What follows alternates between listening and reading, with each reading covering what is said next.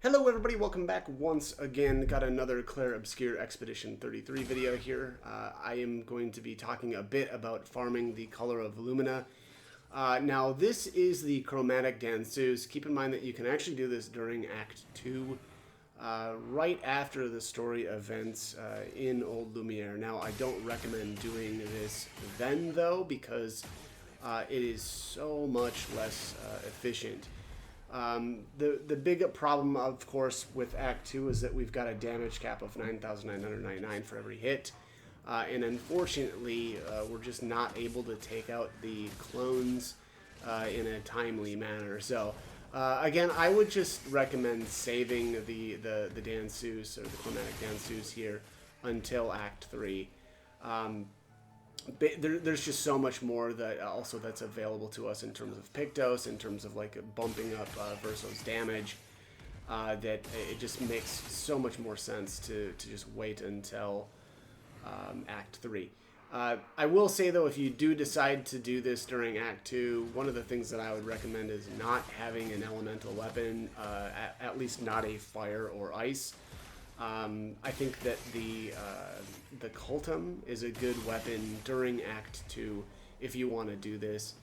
But again, I would say, again, my biggest recommendation is to just wait. It is just so much better.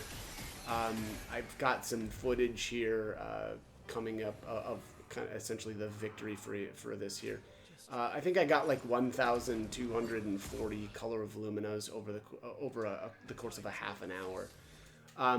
The game gets a little bit buggy though here too. Now that I have I suppose experienced it. Anytime you kill a clone, it leaves these kind of particles, and unfortunately, it gets the game slows down a little bit to the point where it was actually more difficult, I found, to actually parry the strikes here. And I should say that, you want to have and I'll go over my build here that I used and all the Pictos and all that, but kind of the goal here is to just not ever fully counter the danseuse. You can dodge its attacks, that's completely fine, right, because you're not going to counter them. But make sure that you're not parrying, right, at least the chromatic itself, because you just don't want to take this thing out too early.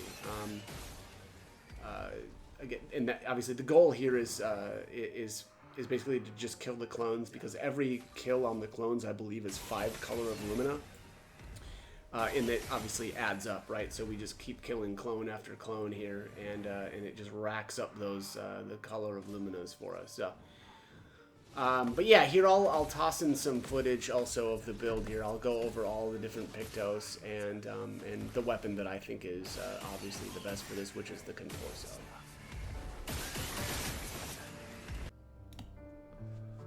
All right, so here's the actual victory. Again, here 29 minutes, 1,240 color of lumina, a bunch of catalysts that I'll probably never use, but also apparently very good experience for that.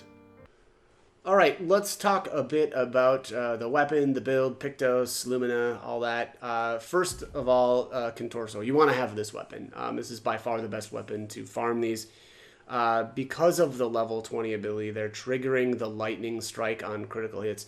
Actually, if you go back and take a look at the victory, it says 246 clone kills, and then it actually has 2 kills listed for the chromatic danseuse.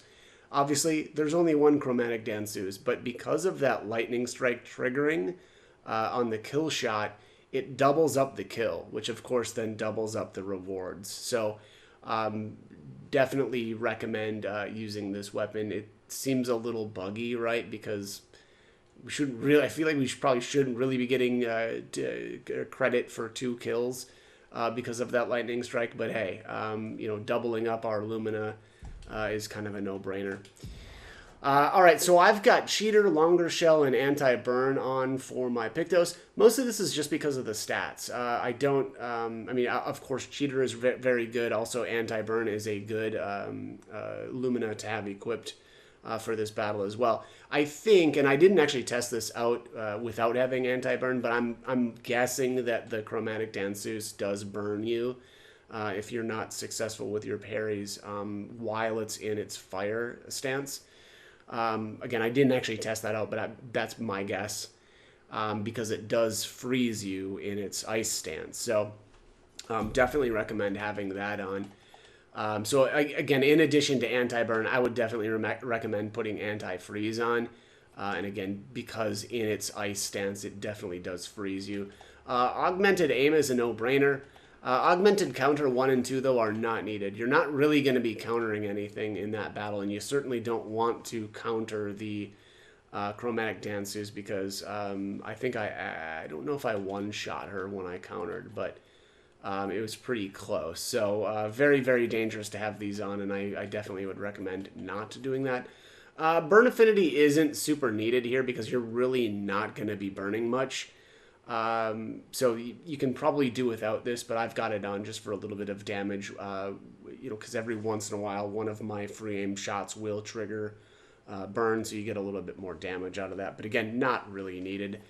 Kind of same with Burning Mark. Apply burn on hitting a marked enemy. So we've got burning shots as well, which is getting the mark on the clones for us. And of course, then this will trigger off of those marked clones, but again, not really needed. Kind of the same with burning shots here. 20% to chance to burn on a free aim shot. That's cool, right? If it happens, but we're not really getting a whole lot of damage out of that.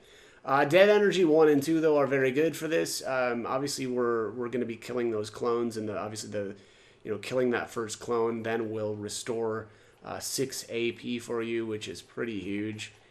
Empowering parry, this isn't as needed. Here it says each successful parry increases damage by 5% until the end of the following turn.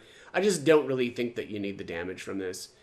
It's something though, so if you've got spare Lumina points, go ahead and throw that on, but I just don't think that that's very needed. Energizing burn, kind of the same thing here. Obviously every once in a while we're going to be triggering that burn condition either off of burning shots or burning mark, and so just getting 1 extra AP, again, why not? Energizing parry, same thing here though. Kind of what I ended up finding myself doing a lot, and one thing that kind of was helping a bit was when the Chromatic Danseuse does actually get to take its turn, I would actually parry, 6, sometimes 6 of its abilities, just to get a little bit of AP back. But I don't really know how much that was really needed. By killing those clones, you end up so good on AP anyway that you don't really need the successful parries. So you can probably do without this, to be completely honest. Energizing start 1 and 2, kind of the same thing. I don't think that these are really that needed, just because Verso kind of has enough AP anyway right off the jump. And basically his first turn I end up skipping anyway, so that the Danseuse can summon its clones. So I don't think that those are needed. Energizing turn is nice, but this also may not really be needed. Again, I think that by essentially dead energy is getting you all the AP that you really need to keep taking out clones, as long as your damage is high enough. And then glass cannon here. This is actually kind of nice, right? 25% more damage. The taking 25% more doesn't really matter, because Sweet Kill is able to heal you for 50% of your maximum health anyway. So I didn't take any amount of damage here where I was concerned about Verso actually dying. Healing counter is not needed, because we're not countering. Again, you don't want to be countering that Danseuse, because you're just going to kill it then. So that's not really doing any good. Healing fire, this is okay. If you're really bad at parrying or struggling, it can be just nice to get a little bit of extra health back when attacking that burn target, right? Of course, every once in a while you're getting the burn from the burning shots and burning mark. So healing mark, 25% health on hitting a marked enemy. Again, same deal. Okay, why not? Get a little bit of extra healing. Although again, I don't think that this is that critical. I really do think that you can probably just get away with only healing yourself from Sweet Kill. But healing parry, kind of the same thing here, just a little bit of extra health, right? Immaculate, not needed either. It's only a matter of time before you're going to take a hit in that fight. And honestly, you want to be, right? You want to be taking the hit from the chromatic dance deuce anyway, because you don't want to do full parries on that. I guess you could always dodge though too and keep your immaculate damage, but you also don't really need it. Last stand critical though, very nice. Definitely recommend putting this one on. 100% crit chance while you're fighting alone. Obviously you can see there my Verso only has a 41% crit rate with these specific Pictos equipped, so obviously that getting to 100% crit rate is kind of a no-brainer. Longer shell was not needed. Again, I'm getting that from the Pictos though.